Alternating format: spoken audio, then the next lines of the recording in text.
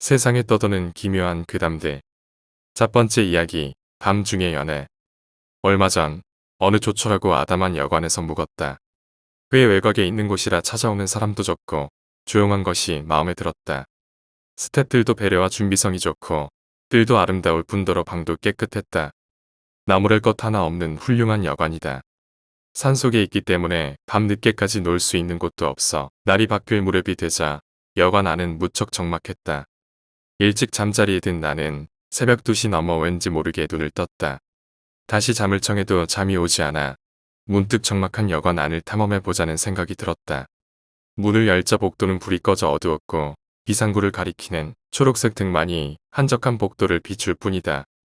여관치고는 부자연스러운 일이지만 에너지 절약 때문인가 하고 시덥지 않은 생각을 하며 나는 담력시험하듯 탐험에 나서고 있었다. 그런데 갑자기 눈앞에서 사람이 움직인 것 같아 나는 그곳을 바라봤다.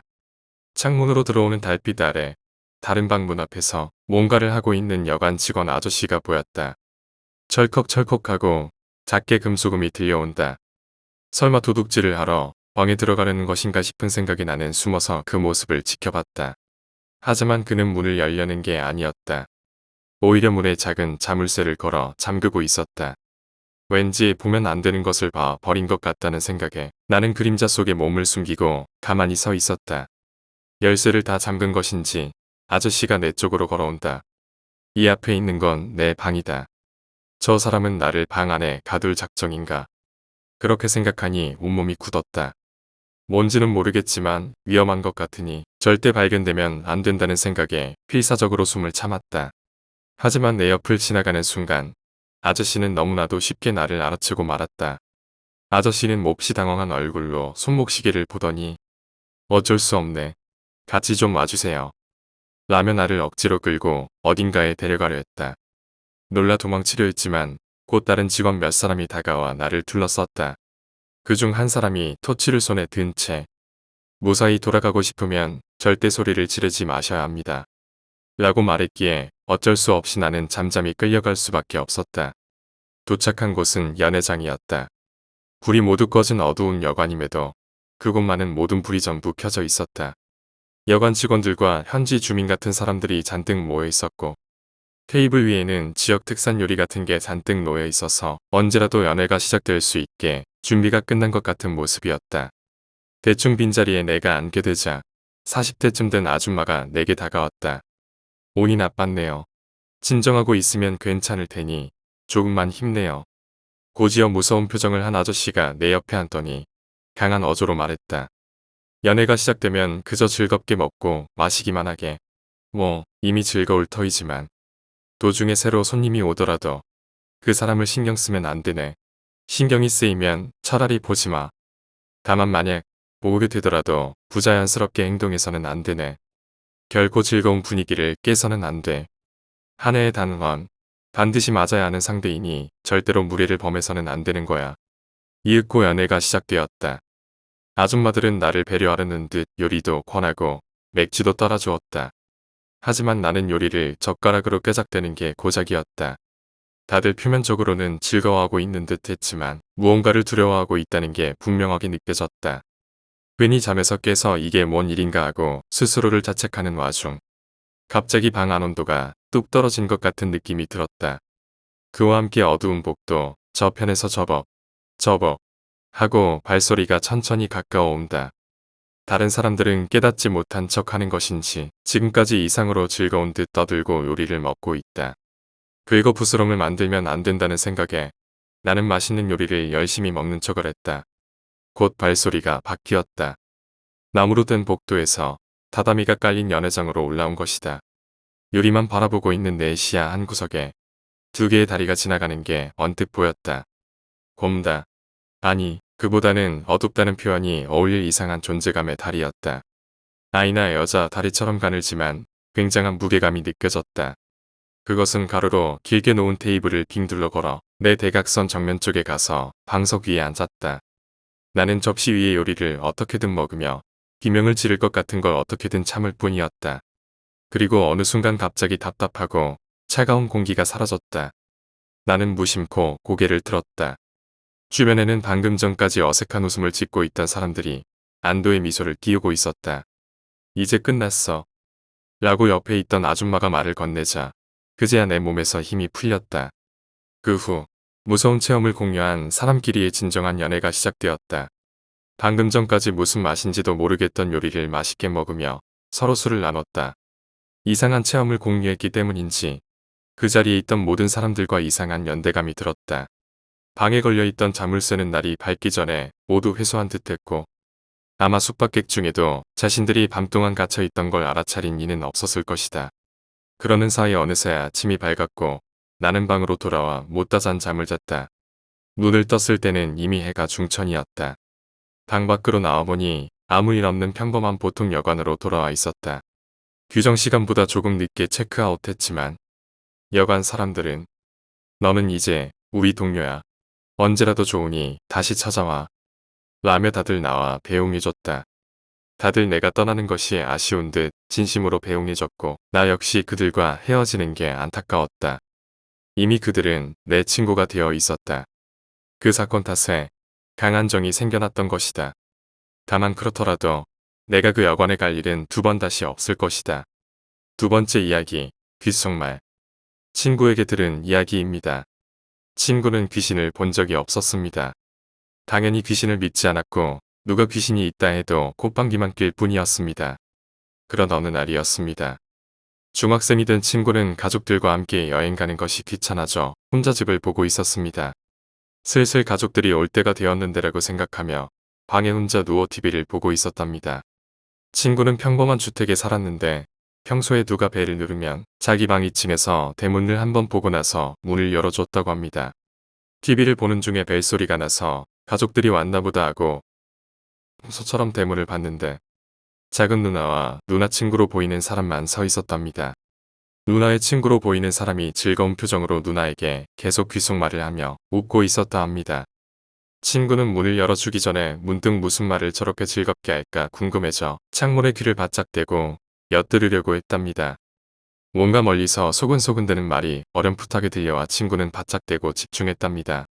소근대는 소리가 조금씩 선명하게 들리기 시작했는데 친구가 알아챘을 때는 이미 자기 바로 옆에서 귓가에 대고 말하는 것처럼 귓속말이 들려왔답니다. 내 말 들리지? 내가 무슨 말 하는지 알아듣지? 나 보이지? 이런 비슷한 말이었다고 합니다. 친구는 그대로 얼어서 그 자리에 꼼짝도 못하고 있었는데 기다리다 지친 작은 누나가 숨겨놓은 열쇠로 직접 문을 열고 들어와 친구의 방에 들어오고 나서야 겨우 귓속말이 사라져 몸을 움직일 수 있었답니다. 친구는 누나에게 친구랑 같이 왔었어? 라고 물어보았지만 누나는 혼자 먼저 집에 왔다고 합니다. 그 이후로 친구는 귀신을 한 번도 보지 못했지만 아직도 귓속말을 하는 사람들만 보면 소름이 돋는다고 합니다. 세 번째 이야기, 도망쳐라. 내가 초등학교 2학년 무렵의 기억입니다. 당시 우리 부모님은 맞벌이를 하고 계셨습니다. 그래서 나는 학교가 끝나면 학교 안의 보육원 같은 곳에서 머무르곤 했습니다. 흔히 말하는 방과 후 학교라는 것이지요. 평소에는 거기 모여서 간식을 먹거나 숙제를 하고 놀곤 했습니다. 그리고 5시가 되면 각자의 집으로 돌아가는 겁니다. 하지만 그날은 평소 하던 놀이가 질렸을 뿐더러 우연히 모인 아이들도 드문 날이었습니다. 그래서 나는 친구 A, D와 함께 셋이서 학교를 빠져나가기로 했습니다. 우리가 향한 곳은 이른바 큐피하우스라고 불리던 심령 스폿이었습니다. 그곳은 인근 석공 작업실 옆에 있는 집으로 오랫동안 주인이 돌아오지 않아 폐가가 되어버린 집이었습니다. 그 집에는 차고 같은 곳이 있는데 셔터 틈 사이로 보이는 집 안은 망가진 의자나 인형 같은 게 마구 널려져 있어 무척 무서운 분위기가 감돌았습니다.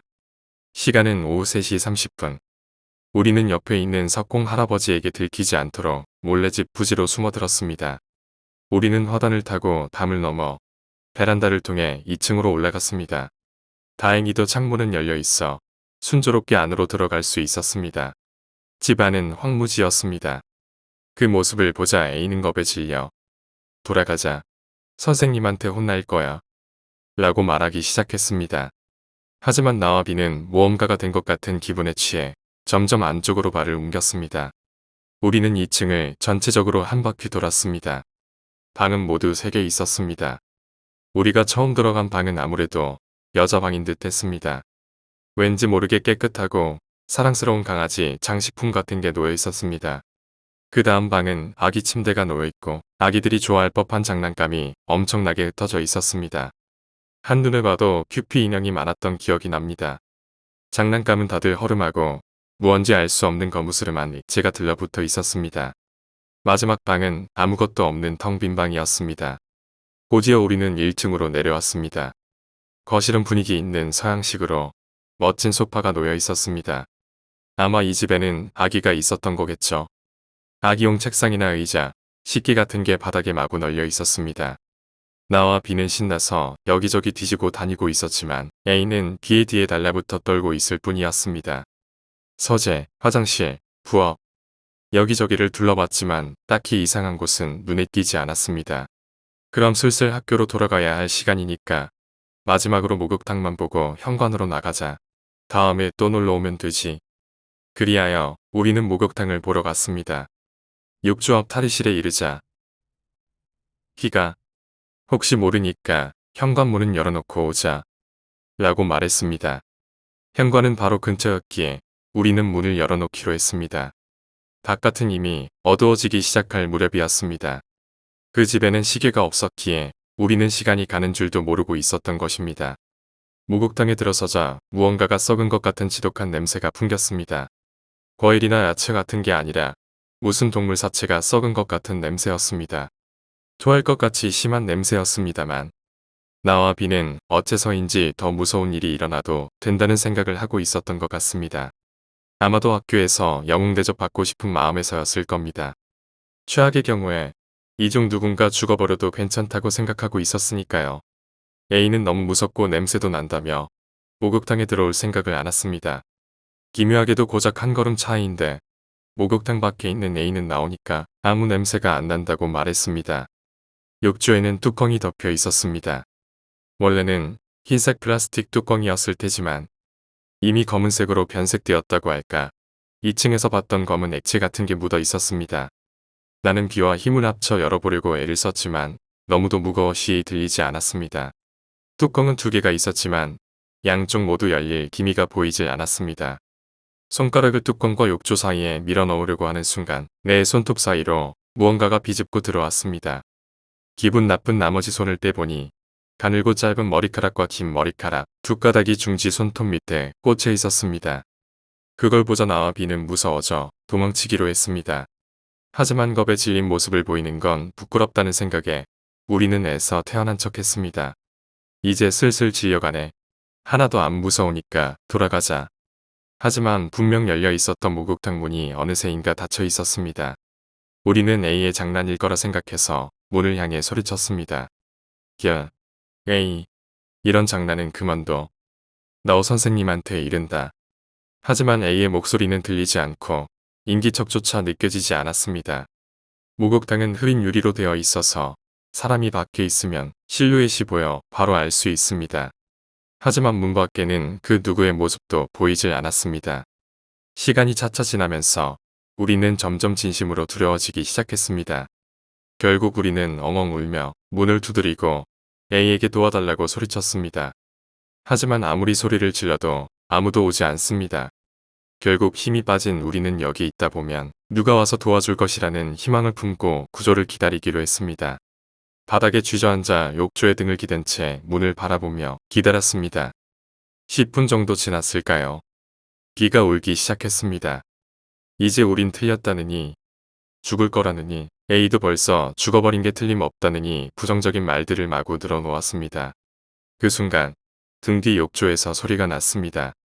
등 뒤로 식은땀이 흐르기 시작했습니다. 너무 무서워서 뒤를 돌아볼 수조차 없었습니다. 스윽, 스윽. 다시 소리가 납니다. 젖은 천을 비비는 것 같은 소리. 나는 큰맘 먹고 뒤를 돌아봤습니다. 분명 닫혀있던 뚜껑 중 한쪽이 열려 있었습니다. 우리는 겁에 질려 다시 문을 두드리며 소리쳤습니다. 하지만 여전히 아무 응답도 없었습니다. 소리는 계속 들려옵니다. 뚜껑이 열려있는 탓에 소리는 너무나도 선명했습니다. 비는 고개를 숙인 채 중얼중얼 무언가를 말하고 있었습니다. 알아들을 수는 없었지만 비의 목소리는 아니었습니다. B는 마치 여자아이 같은 목소리로 말하고 있었습니다. 하지만 낮고 흐린 목소리라 알아들을 수가 없었습니다. 나는 문에 등을 댄 채 욕조를 바라보고 있었습니다. 무언가가 나올 것만 같았기 때문입니다. 이런 곳에 온 걸 진심으로 후회했습니다. 집에 돌아가게 된다면 엄마와 선생님한테 사과하자 머릿속에는 그 생각뿐이었습니다. 그 와중에도 소리는 계속 들려옵니다. 욕조를 바라보고 어느 정도 시간이 흘렀는지는 모르겠습니다. 한순간 작은 손, 아기 손 같은 게 열린 뚜껑 틈새로 보이는 걸 알아차렸습니다. 나는 그것을 보고 무심코 토해버리고 말았습니다. B는 아직도 무언가를 중얼거리고 있었습니다. 야, B, 도망치자. 응, 정신 차려. 나는 B의 어깨를 붙잡고 흔들었지만 B의 눈에는 초점이 없고 입에서는 침이 흐르고 있었습니다. 그 순간 문 너머에서 인기척이 나는 게 느껴졌습니다. 욕조에서는 지금까지 들려오던 것과는 달리 신음소리 같은 게 들려오기 시작했습니다. 누가 우리를 도우러 와준 것이라 생각한 나는 기뻐서 문 쪽을 바라봤습니다. 그곳에는 흐릿한 유리에 얼굴과 손을 꽉 붙인 여자의 실루엣이 떠올라 있었습니다. 앞머리를 5대5 가르마로 나눈 단발머리의 여자가 입을 크게 벌리고 우리를 보고 있었습니다. 얼굴을 꽉 붙이고 있었기에 표정까지 확실히 눈에 들어옵니다. 고지어 여자의 입이 움직이기 시작했습니다. 무언가를 말하는 듯 했습니다. 말을 하고 있다는 건 알겠는데 내용은 도저히 알 수가 없었습니다. 그리고 어째서인지 눈을 돌릴 수가 없습니다. 여자는 양손을 천천히 무겁게 들어올리더니 엄청난 힘으로 문을 쾅 하고 내리쳤습니다. 그리고 그와 동시에 나는 정신을 잃고 말았습니다. 눈을 뜨자 우리 집이었습니다. 아무도 없는 방에 나 혼자 있었습니다. 갑자기 무서워져서 방에서 나오니 거실에는 어머니가 계셨습니다. 어머니는 울면서 나를 꼭 껴안고 그간 있었던 일을 말해주셨습니다. 내 기억에 나는 그 집에 한두 시간가량 있었다고 느끼고 있었습니다. 하지만 실제로는 이틀 가까이 그 집에 있었다는 것입니다. A는 우리를 두고 먼저 집으로 돌아갔지만 다음날 학교에 나랑 B가 나오질 않았다는 겁니다. 그날은 무서워서 선생님에게 말도 못 꺼냈지만 집에 돌아간 후 A는 자기 부모님에게 우리 이야기를 했다고 합니다. 그리고 경찰이 출동했을 무렵 나는 목욕탕 안에서 기절한 채였다고 합니다. 어머니의 말에 따르면 내 왼쪽 장단지에는 무척 작은 이빨 자국이 남아 있었다고 합니다. 나는 어머니에게 울면서 B는 어떻게 되었는지 물었습니다. B는 B 이상하게 돼서 막 이상한 말을 하고 있었는데 그러자 어머니는 B군은 지금 병원에 있어. B군을 만나고 싶니? 라고 물었습니다. 나는 만나고 싶다고 대답했습니다. 그럼 내일 만나러 가자. 하지만 B군을 봐도 울면 안 돼. 알았지? 약속하는 거다. 다음날 어머니와 약속한 나는 병원에서 B를 만났지만 B는 목욕탕에서의 그 모습으로 침대에 앉아 이상한 말을 짓거리고 있을 뿐이었습니다. 그 이후로 나는 무서워서 B를 만나러 가지 않았습니다. A와는 아직 연락이 닿고 있지만 B에 관한 이야기는 서로 꺼름칙한 탓에 꺼리고 있을 뿐입니다.